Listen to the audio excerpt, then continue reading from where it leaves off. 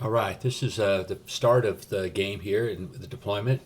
I actually took the first turn this game, which usually I don't. I won the roll, and anything with an objective, I normally go second. But I thought with his shooting and his fast stuff that I would be better off just charging straight in and trying to take out these three hordes over here on the right flank. So that was my plan. So I just moved forward really quick. The War Chief, he moved forward to get in charge range to take out the magic user or the one of the two artillery pieces on the hill.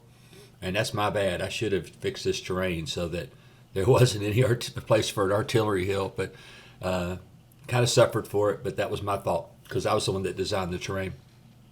The X in the middle is the main objective, and my goal was to take it and two of the other ones to give me three. And at worst, I'm going to get a draw if I do that.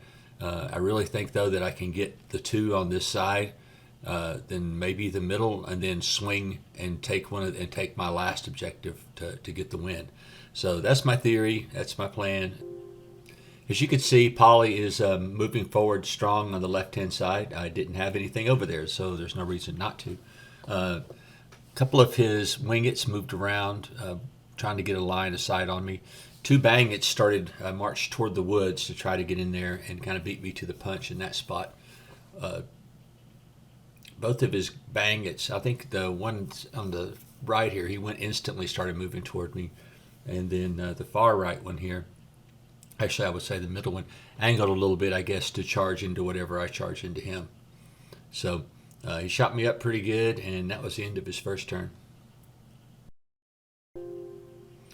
So on my turn two, I moved the tunnel runners and the scud into the edge of the woods up there, just so I could be in position to do something to help out the guys. In the middle, I managed to triple charge a horde of goblins, goblin rabble, and only did 8 wounds. Pretty pathetic dice rolling, I have to admit there. And the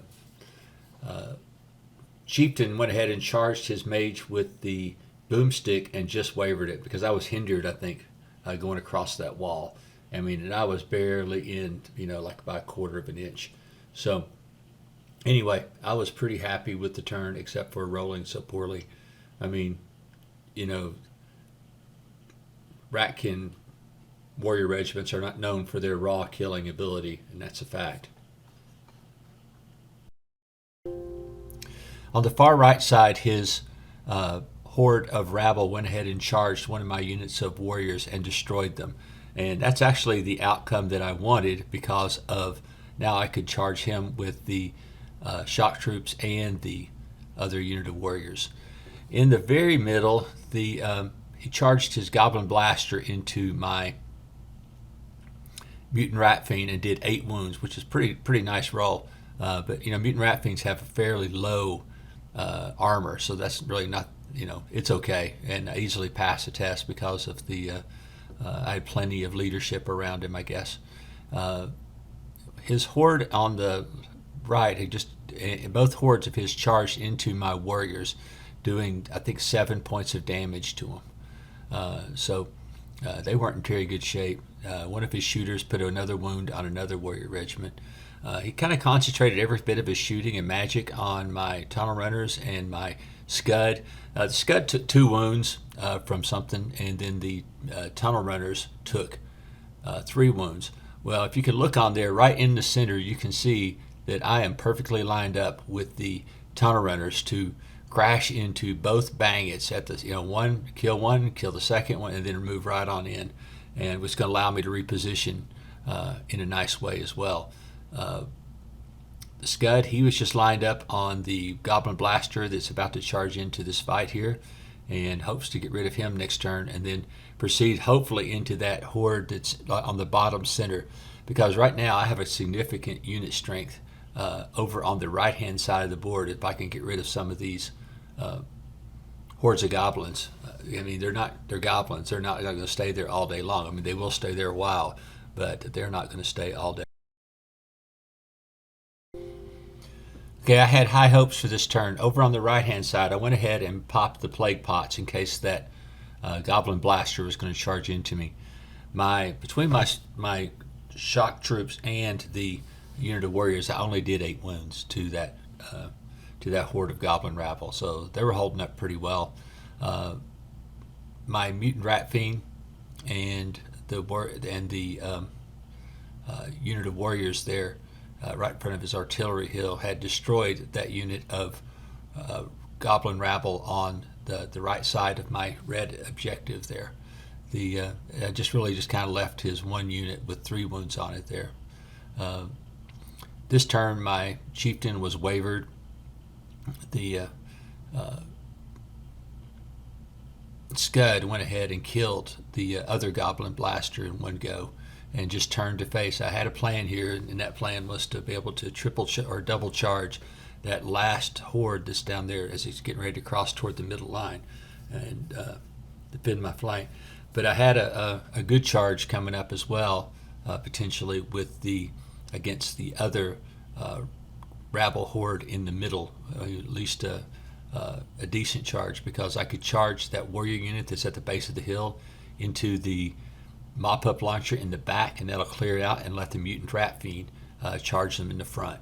So that was going to be a good charge, I think. There's really not a whole lot I don't think he could do about it. So good turn for me. I've got 2 of my objectives fairly well saved. I'm actually sitting on the 3rd one that I need there, and getting close to the 4th one over here on this other end. So right now, I think that I've got the game. Okay, I'm in good shape in the game so far, I guess is what I'm saying. We'll just have to see what happens in the follow-on turns. But right now, I mean, I've kind of already made what I wanted to do, which was to hook from the left side of the field onto the middle of the field, and to be able to take that objective from the side. Okay, so over on the right side, his rabble horde went ahead and countercharged into my warrior regiment, causing them 5 wounds. You could see with the plague pots that he didn't want to charge bang it into there while it was the goblin blaster into there while he was having to roll a higher number to hit. His horde in the middle, his rabble horde, went ahead and destroyed my wounded unit of warriors. And you can see that his shooting has accumulating damage. I've got 1 regiment with 7 wounds on it, and now the unit of tunnel runners is up to 7 wounds as well. The Scud is up to 4 wounds, but I mean, I'm sitting there in a good position as far as leadership to be able to handle this. I mean, you don't want your tunnel runners unit to get down to 7 wounds. I mean, then it's like 50-50 whether you're going to waver or go on. But with the Scud there, that guarantees pretty much that 7 wounds, he'll should still be able to go. And like you can see, I've lined up on that other horde down there for a double charge. I hate having to charge through the woods like that and giving up and being hindered. But I had given my tunnel runners the brew of sharpness, and so they're fairly stout. I mean, they're still going to hit on 4s with crush, and that should hurt a goblin horde up pretty well. So again, things are looking up for the Ratkin. All right, so in my turn 4, over on the right-hand side, I had charged into the flank of his rabble horde, destroyed it, and then with a combination of overrunning with the warriors, and then just to be able to do a formation change, I could face back up on the goblin blaster. So that side of the table is firmly in my grasp. In the very middle, the mutant rat fiend had made a flank charge onto that unit of goblin rabble, and plus the shock troops in the front and the warriors in the front, and annihilated them. Up on the hill, my regiment only wavered his mop-up launcher up there. So over on the left-hand side is what I would consider disaster happening. I went ahead and charged in with the tunnel runners and the Scud into a horde, and usually they were pretty much a race of horde, with a good roll, and I did have a good roll. I rolled 22 wounds on that unit, which is more than enough to kill it. But then I rolled snake eyes, and so now here I am with my flank of my tunnel runners hanging in the wind, and I was going to be in serious trouble with 7 wounds on me. Average should do is around 2 to 3 wounds, and then that morale check is really sketchy at that point. However, if he doesn't kill me, I'm still going to be in really good shape. I mean, the Scuds will easily kill that regiment. I mean, sorry, that horde of rabble, and be able to continue causing mayhem. And now the rest of the troops, as you can see over on the right side, the rest of the troops are on the way toward the middle.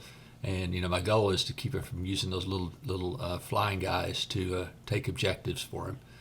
So, anyhow, I'm just trying to figure out what to do next. Like I said, the mutant rat fiend is on the way toward the middle. One of the warrior regiments is on his way to the middle. I'm pretty sure his artillery is going to get savaged here, or at least a couple of the artillery pieces are going to do. On the very right side, I think that the Goblin Blaster is going to, of course, suicide into my shock troops, but I don't think it's going to cause enough damage to do any serious.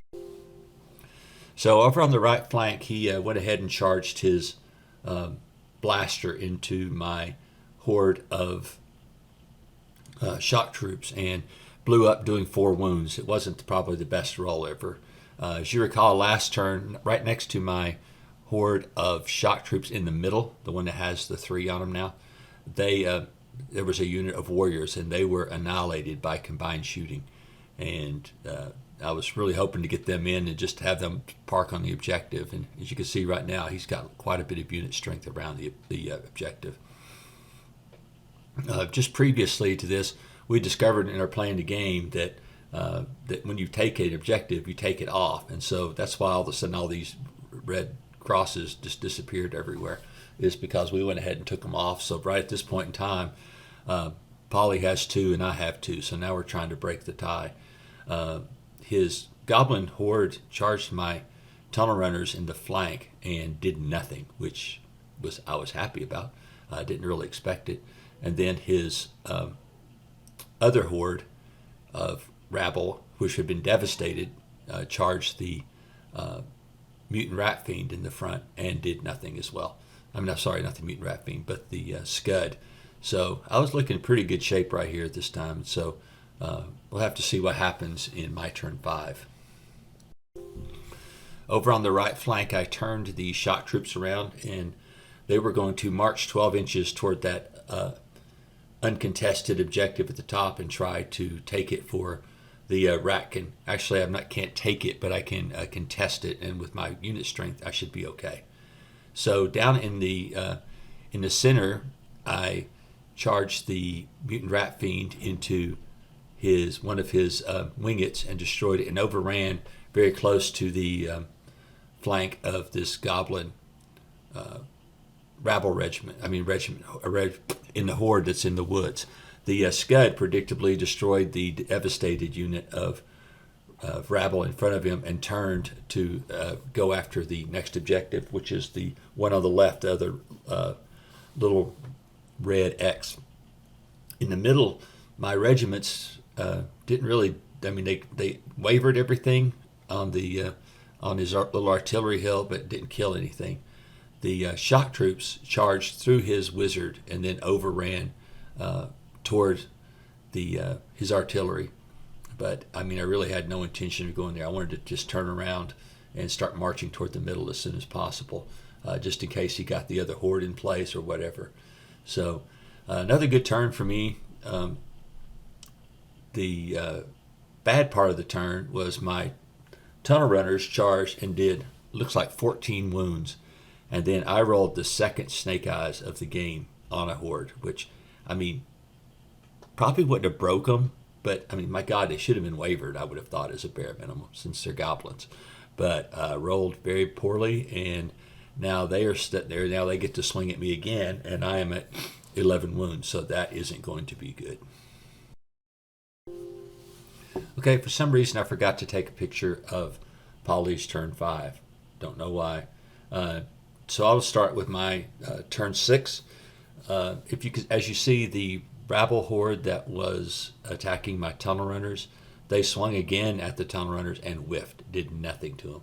So that allowed the tunnel runners to kill them in my turn 6 and then overrun to exactly within 3 inches of the objective. I'd also moved the mutant rat fiend into there as well to take the objective. My horde of shock troops had just swung to get there, but I think I was like 3¼ inches away. Should have planned a little bit better for that. Down the artillery hill, finally got rid of the mop-up launcher on the right and wavered the war trombone on the left. So that had happened. The Scud had went and just taken his objective, and we removed it from the table. He's sitting there on 10 wounds, so he's not in very good shape. But Polly's still in the game. Up in the right-hand corner, though, I've got so much unit strength now that he cannot take that objective. I'm just sitting there defending it now. So that's a good move for me, and he has to take the middle objective in order to at least get a draw. And right now I'm sitting on 3 points. I've got the middle one, so that's going to give me 4 points as long as I can maintain it. So we just have to see what happens at the end of the game. So on Polly's turn 6, he moved one of his wingets in there to contest the middle objective, at least try to go for the draw. He fired everything into the tunnel runners, and I took 4 more wounds, and I was wavering on the edge of death. And the first roll, he killed him. The second roll, he did not, because there you see I've got the Scud is there with his leadership rally 2, and that saved the day, even though they were down 14 wounds. And that sealed the game for me because I had so much unit strength there that nothing could happen. And in the upper right-hand side, the winged had moved behind my horde of shock troops to shoot him, but there's no way that he could take that objective. So as the game came down, it looks like that I won 4-2. I had my 3 objectives, that's 3. The middle one is 4, and Polly had 2, so that's 4-2 win for the Ratkin. So for my final thoughts this game, one of the things I did that I don't normally do is I took the first turn. I know that sounds crazy, but when I'm playing an objective game, I usually like to move last so I can move on to the objective and take it. In this particular game, I went ahead and moved first because I realized that on the right flank that I had an advantage in combat power. And so I went ahead and just moved over there very aggressively. It also minimized the amount of shooting that I took, and that helped tremendously to get those 2 objectives, because I had my 2 objectives on the right. I just had to figure out how to get to the left. So to that end, I went ahead and killed everything on the right and then started moving toward the middle. And the mutant rat fiend was outstanding. I think he killed 2 units by himself with flank charges. So last game I didn't use him very well. This game I think that you really learned the potential of that particular model. So I'm still using Ben Bauer's list just to try. Like I said, I've been flailing around trying to come up with a good Ratkin list, and this one is really, really balanced. I mean, I don't consider it over the top in the least. I mean, it really has something that you can do with it to address really every eventuality. I mean, you have the chieftain, and he can on the flea bag, and he can run around and kind of ground flyers and stuff.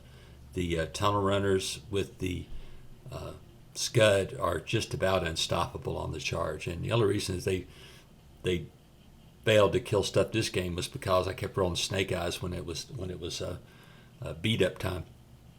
So the unit worked really well. The healing is in the list, and you look at it and you think it's not that much, but it really over time it accumulates, especially with the aura of life on your guys. And every turn you're getting 1 back, and maybe you get to drain life and restore another wound or 2 to a unit.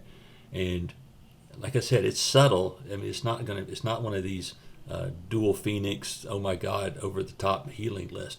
But it really, the best thing it does is keep the mutant rat fiend in the game. And as long as he's in the game, I think that you have a decent chance of accomplishing your goals. The regular infantry worked great. I mean, I had 5 units of chaff. That was perfect. And then the 2 hordes of shock troops both survived the game very well. And every time they hit something, they killed it. So that was a good outcome for them.